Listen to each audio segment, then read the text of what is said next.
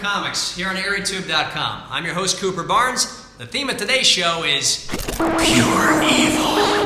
Now, behind every great hero, there's a great villain just waiting in the wings. But this month, they all take center stage. We're going to kick things off over at Marvel with their new X-Men book, XMen. Now, as many of you know, the X-Men recently relocated their base of operations from New York City to San Francisco, where they felt they would be more accepted for their lifestyle. Insert North Star joke here.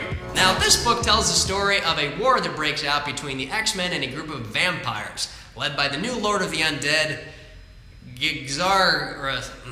I don't know how to pronounce the guy's name, so let's just call him Dennis. So Dennis decides that he's going to take over the world, and he's going to do so by turning all of the X-Men into vampires. Now, Cyclops ain't too keen on this idea, and he decides to fight back.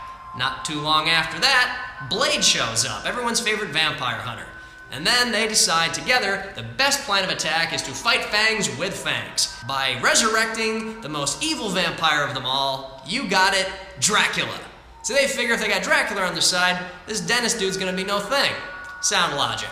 Now I gotta say, when I was reading this book, it was like a weird dream. I was like, okay, the X-Men are there, but then they're fighting Dracula, and then Wesley Snipes shows up. What the hell's going on here? But I gotta tell you, I read it a couple times and I actually really enjoyed it. There's a lot of action in this book. The story, as bizarre as it is actually really well written. It's a lot of fun. And come on, Wolverine fighting vampires? That's just two great tastes that taste great together. Let's keep the evil train moving over at DC with their long-running title, Action Comics, and the star of the show, Lex Luthor. Now, Lex Luthor was recently bestowed during the events of the Blackest Night crossover with the power of an orange lantern. And with that came power beyond his wildest imagination.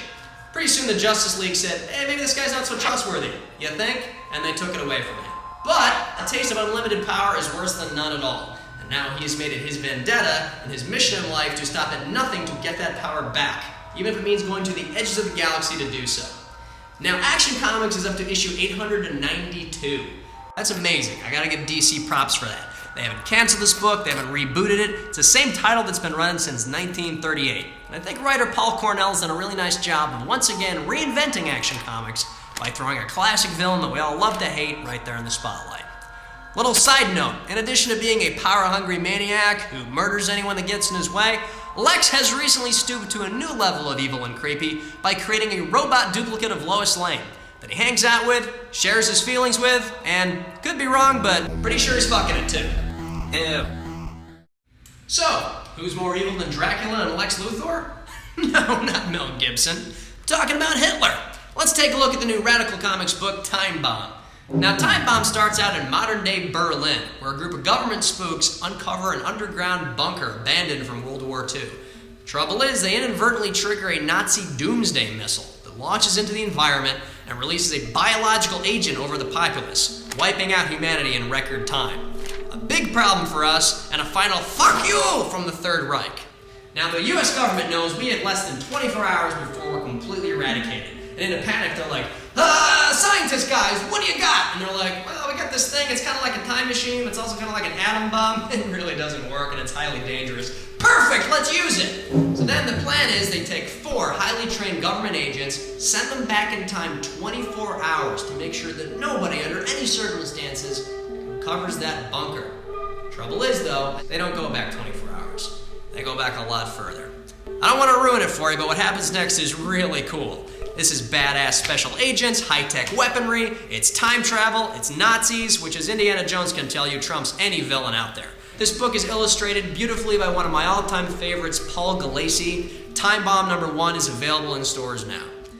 Well, that's it for me, folks, but before I go, I do want to mention I did stop by Comic-Con in San Diego this year, which was awesome. The dorkage was in full effect. I'm happy to announce I saw Thor's helmet in person, so I know he is going to wear a helmet in the movie, which is great because it's going to cover up that awful wig he's wearing. Now, if you want to see some footage that I took with my Cooper Comic-Con Cavern Cam, I didn't think I could say it, did you?